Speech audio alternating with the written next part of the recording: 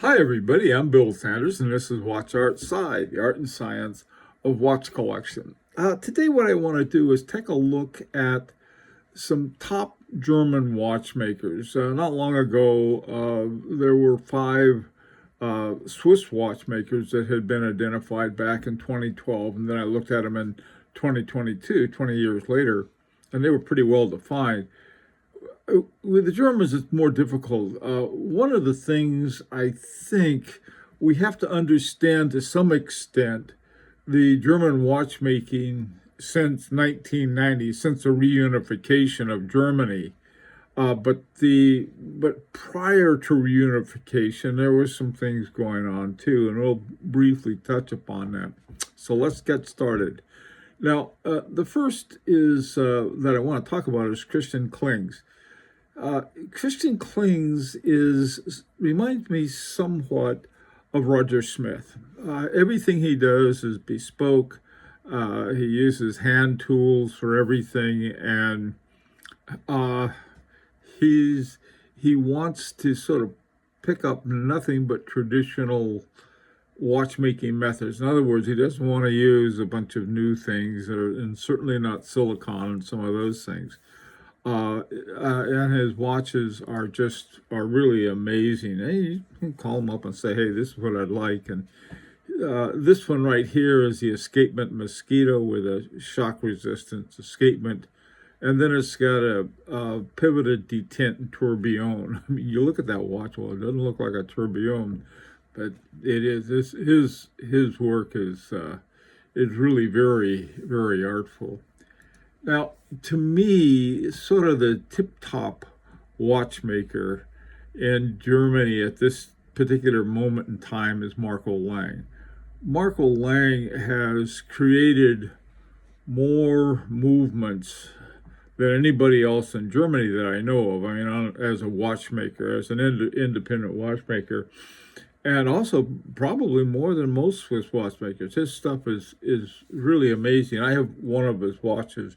This is a Frederick II, and it has what's called a trigonal bridge, and it lets you see a lot more of the watch. And just to make it even better, he has a diamond on top of the balance shaft. Just amazing guy.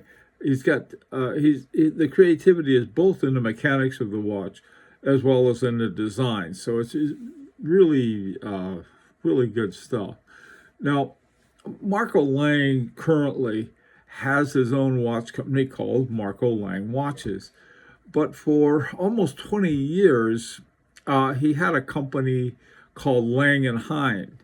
And it was mostly Lang. Hein left after a year and went back to work back up in Glashütte. But Lang and Hein in Dresden, by the way, and also Christian Kling's is in Dresden. Dresden has something about the watchmakers, at least independent ones, that sort of Dresden becomes a magnet, it appears, or they simply happen to be there. So he had about, for the time that he was with Lang and Hein, which was his company, about 10, I'll say 10 movements, more or less. And they were really remarkable. Then, in addition, there was a company that was formed that was related to the people who had ownership interest in Langenheim. And they had something, there was a company called UWD, Uhren Works Dresden. And I probably said that all wrong, but it was something like that. And they have a really nice movement called that Marco Lang did called the UWD 33.1. I think there's a 33.2 now, which is the same movement except it has center seconds rather than seconds down at 6 o'clock.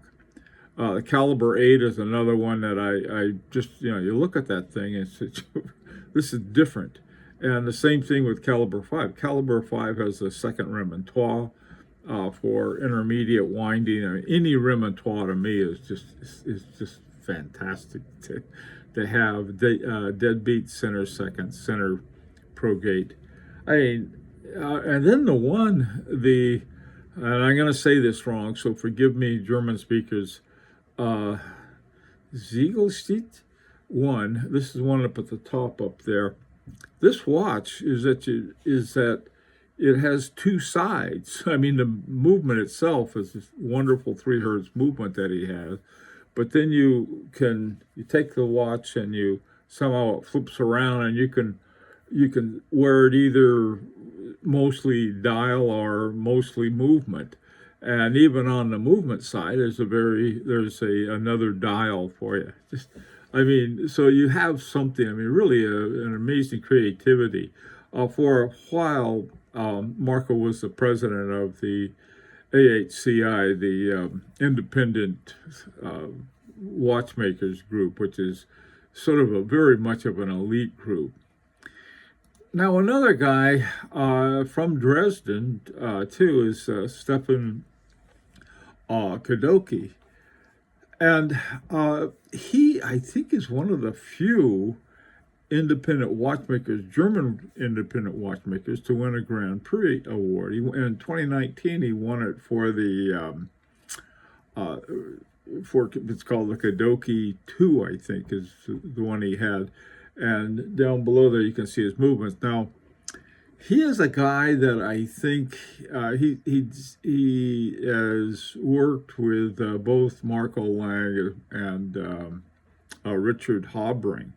And so they're sort of, Habring is further south, I guess, in Austria from where Dresden is. And he does have his movement, I think, is the first one that he's done, and we'll see where he goes with this. This is sort of the hope for it. Now, another guy with a single movement, this is the Dornbluth and Sons, Dieter and Dirk. And they're situated in a place between Hamburg and Berlin called Saxony something or other. It's not part of Saxony like Dresden, but it's, like I said, it's sort of located, if you draw a line between Hamburg and Berlin, they're out there.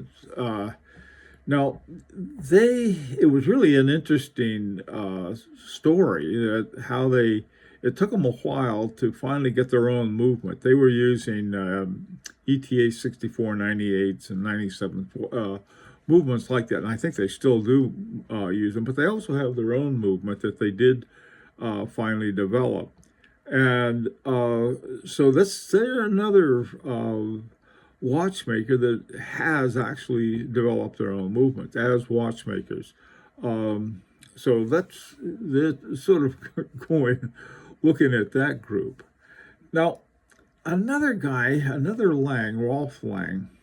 Rolf Lang was born in 1948, and at that time his father was a watchmaker, but the new regime is sort of a Stalinist version of communism that was ruling Eastern Germany, where Dresden is located. And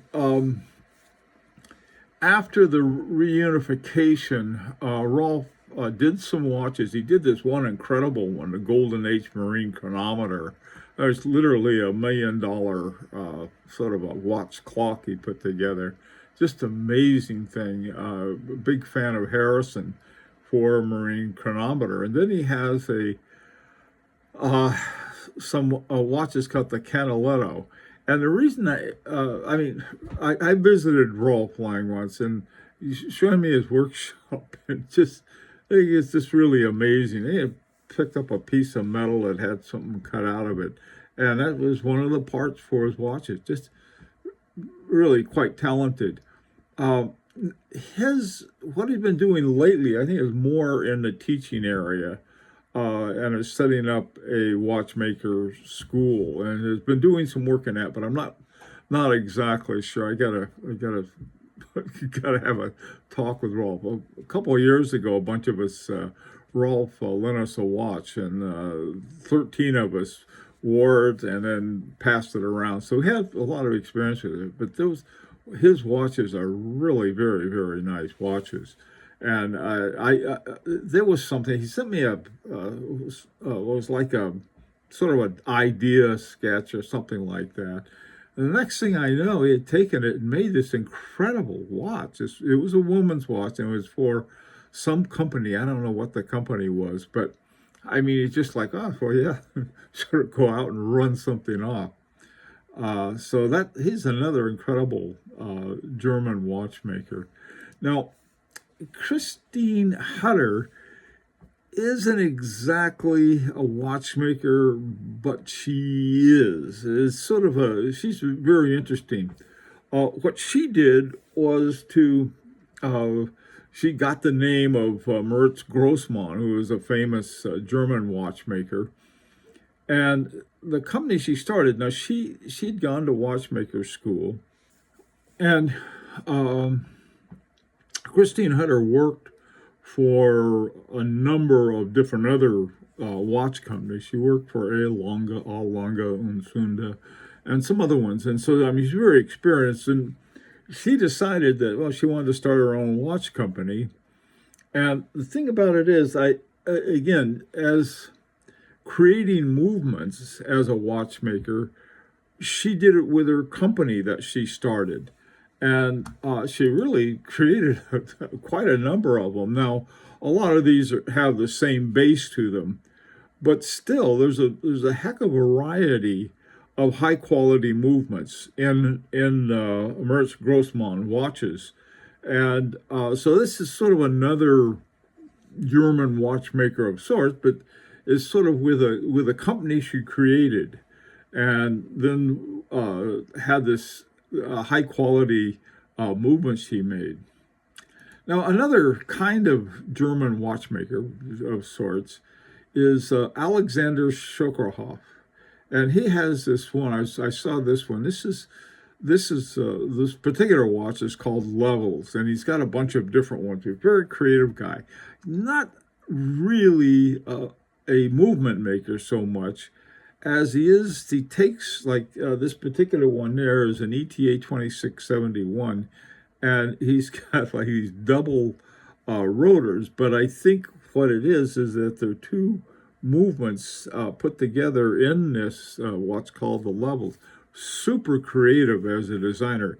In 2021, he won the German Design Award, I think it's for this watch. So that's another thing.